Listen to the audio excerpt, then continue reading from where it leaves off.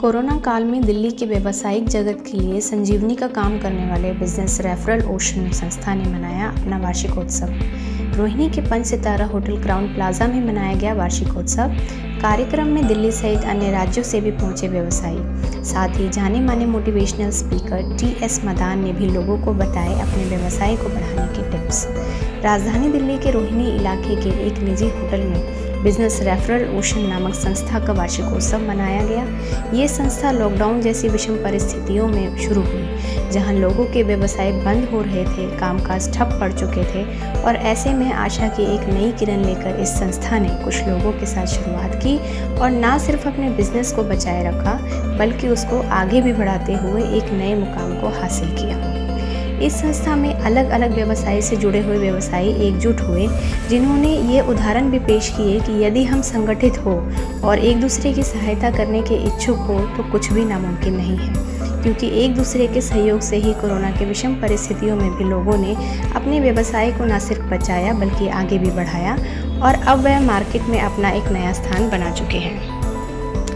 इन्हीं सभी व्यावसायिक व्यक्तियों के साथ आज संस्था ने 1 साल पूरे होने की खुशी को मनाया, जहां ब्रो बिजनेस अवार्ड 2022 का भी आयोजन किया गया और कई लोगों को इस अवार्ड से सम्मानित किया गया। कार्यक्रम में जाने माने मोटिवेशनल स्पीकर टी.एस. मदान भी पहुंचे, जिन्होंने अपने 1 घंटे के कार्यक्रम में लोगों को व्यवसाय को बढ़ाने और विषम परिस्थितियों में भी कैसे हार न मानी जाए इसके गुण बताए। ब्रो के संस्थापक उमेश अग्रवाल ने इस वार्षिकोत्सव में आए हुए सभी व्यवसायियों का आभार प्रकट किया। कि दुनिया में कोविड आए या कोई और प्रॉब्लम आए, प्रॉब्लम ही होती है। तो कोविड हर साल आता है, एक बार नहीं आया। किसी बार आ जाता है इस नाम से कि इसका नाम सुनामी है, कभी आ जाता है अर्थक्वेक है, तो कभी कोई बीमारी, कभी कोई कंस्ट्रक्शन। तो कोविड तो नाम बदल के समस्या। इसका मतलब हमने समस्या के साथ लड़ना है, हमने प्रॉब्लम के साथ लड़ना है। जो बिजनेस हैं, जो प्रोफेशन है, उसमें प्रॉब्लम्स जो आती है ना, उसी के नाम बदल जाते हैं। तो उन प्रॉब्लम्स को ठीक किया जा सकता है केवल एक दूसरे की कोऑपरेशन से। एक दूसरे के साथ हम साथ देते हैं, एक दूसरे के साथ मिलते हैं, हम उनकी हेल्प करते हैं, वो हमारी हेल्प करते हैं, तो बिजनेस भी ग्रो करते हैं और साथ में प्रोफेशन भी ग्रो करते हैं। तो ये जो ऑर्गेनाइजेशन है BRO, बिजनेस रेफरल ओशन, इसका मेन पर्पज़ यही है। यहाँ पर लोग इकट्ठे होते हैं, इकट्ठे होकर एक दूसरे का साथ देते हैं, एक दूसरे को हेल्प करते हैं, कोऑपरेट करते हैं, उनसे बिजनेस लेते हैं, उनको बिजनेस देते हैं और हर बंदा अपने अपने प्रोफेशन वाला, हर बंदा अपने अपने बिजनेस वाला यहाँ पर आता है। और मुझे आज मौका मिला है यहाँ पर अराउंड 60 मिनट्स मैं अपनी भी बातें लोगों के साथ कर सकूँ और लोगों को आइडिया दे सकूँ कि आगे ग्रोथ के लिए क्या छोटे छोटे स्टेप्स होते हैं। इसमें MBA या सब कुछ नहीं करना पड़ता, बहुत बेसिक स्टेप होते हैं जो बिजनेस को आगे ले जाते हैं। 1 घंटे का अपना मोटिवेशन से भरा हुआ सेशन देने वाले हैं और क्योंकि दिवाली का भी समय आ रहा है तो लंच के बाद हमारा दिवाली सेलिब्रेशन और कवि सम्मेलन भी होगा। सर, हार ही नहीं माननी होती, बस एक यही सबसे बड़ी चीज़ है, क्योंकि कोरोना सिर्फ कुछ लोगों के लिए नहीं, पूरे देश के लिए, पूरी दुनिया के लिए आया था, जिसमें हम भी शामिल है। तो कोरोना ने सोचने का इतना समय दिया कि जो परेशानी अगर हमारे साथ आ रही है तो औरों के साथ भी आ रही है, तो उसमें क्या किया जाए।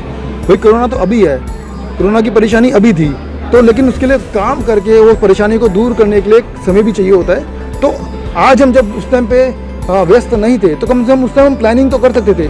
तो ये उस प्लानिंग का पार्ट है कि कोरोना जब खत्म होगा, बाजार जब खुलेंगे, तब हमें क्या करना है, कैसे अपने आप को उभारना है और अपने साथियों को उभारना है। देखिए, ब्रो बिजनेस ने ये जो आज की बिजनेस मीटिंग रखी है उसके लिए मैं उनको मुबारकबाद देता हूँ, उनकी पूरी टीम को। बिजनेस मीटिंग मस्ट भी ज़रूरी है, क्योंकि अब हमारा कंपटीशन से आपस में नहीं है, अब पूरे वर्ल्ड से हमने कंपटीशन लड़ना है। तो वर्ल्ड से अगर हम कंपटीशन लड़ना है तो हमारे को ऐसी मीटिंगें ज़रूरी है।